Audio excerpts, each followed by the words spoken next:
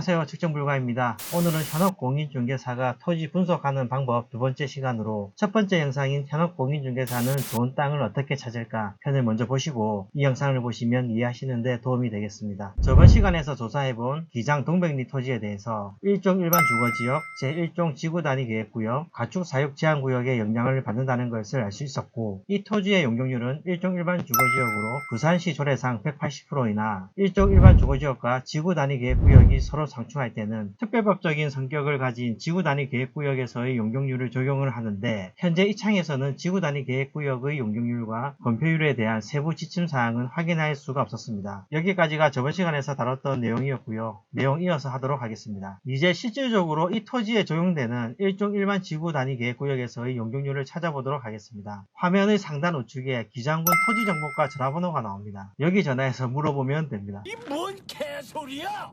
물론 가장 확실한 정보를 얻는 방법이기는 한데 한두 번이야 괜찮지만 서치하는 물건마다 전화를 해서 물어보기에는 번거롭고 또는 미안하기도 할 겁니다. 또 통화 중일 경우도 빈번하기 때문에 스스로 찾는 방법을 알고 있으면 현업으로 일하시는 분들이나 또는 우리 토지를 투자하시는 분들에게도 매우 유용할 것입니다. 다시 화면의 상단 우측에 보면 도시계획이라는 메뉴바가 있습니다. 여기를 클릭해 봅시다. 자, 그럼 화면창이 바뀌고 이런 화면이 나옵니다. 여기는 루리스와는 다른 사이트로 유피스 도시계획정보서비스라는 사이트입니다. 이 사이트에서는 내 땅의 도시계획에 대한 세부 사항을 확인할 수가 있는데요. 여기 어떤 것들이 있나 잠시 살펴보겠습니다. 여기 가운데 박스는 옆으로 좀 치워두고 우선 지도를 봐볼게요. 여기 밑에 건설가 연락처가 있고, 여기 지도 화면에서 마우스 휠을 돌려 지도를 작게 해보면 이렇게 지구단위 계획구역의 전체 구역을 지도로 볼 수가 있습니다. 다시 지도를 크게 해보면 여기 빨간 박스가 현재 정보를 얻으려고 하는 토지이고요. 그 밑으로 서로가 표시되어 있는 게 보입니다. 그리고 여기 고시 보기를 클릭하면 새로운 창이 하나 더 나옵니다. 제목을 보면 도시관리계획 제1종 지구단위계획 구역 지정 및 제1종 지구단위계획 결정 고시. 여기서 밑에 고시 도면을 클릭하면 다운로드 받을 수가 있는데 이 파일 자체의 해상도가 낮아서 확대해봐야 육안으로 보기가 힘들고요. 그럼 어떻게 하느냐, 여기 고시 원문에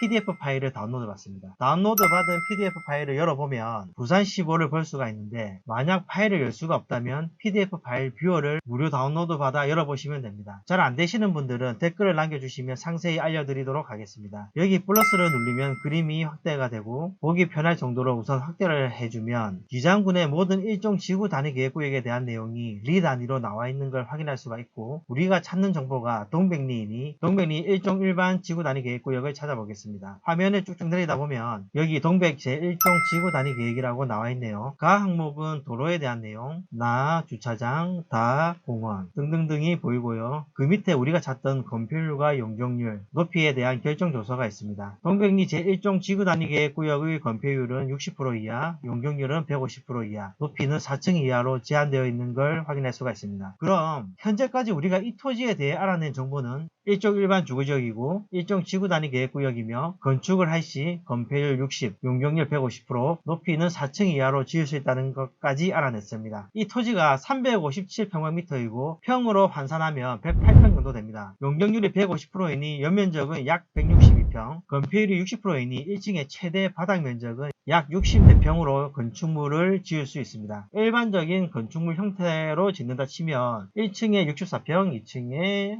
64평, 3층은 약 34평 정도로 지을 수가 있겠네요. 자, 그러나 정작 중요한 게 있죠. 이 토지가 도로가 접하지 않는다면 건축이 불가능합니다. 그래서 도로에 접한지 한번 확인해 보겠습니다. 여기 우리가 찾는 토지 밑에 소로 이류 441이라고 나와 있네요. 이건 지구단위 계획상 계획도로인데 말 그대로 계획일 뿐이라서 도로가 안 될 가능성도 상당합니다. 따라서 계획대로 실제 도로가 되었는지 아직 되지 않았다면 될 가능성이 있는지 확인할 필요가 있습니다. 같이 확인해 보겠습니다. 루리스로 돌아와서 도면 크게 보기를 클릭하면 새 창이 뜹니다. 소로 이류 441의 집어는 동백리 21-4이고 지목이 잡종기라고 나와 있네요. 어라? 아직 건축법상 도로가 아니네요. 그럼 현재 상태로는 건축이 안 되겠구나 하고 생각을 했는데, 여기 축척을 500분의 1로 크게 변경하니 보니 작아서 눈에 안 띄던 436-22 도로가 나타납니다. 건축법상 4m 이상의 도로에 2m 이상 접하면 건축물을 지을 수가 있습니다. 카카오맵을 통해서 동백리 436-2의 도로폭을 재어보니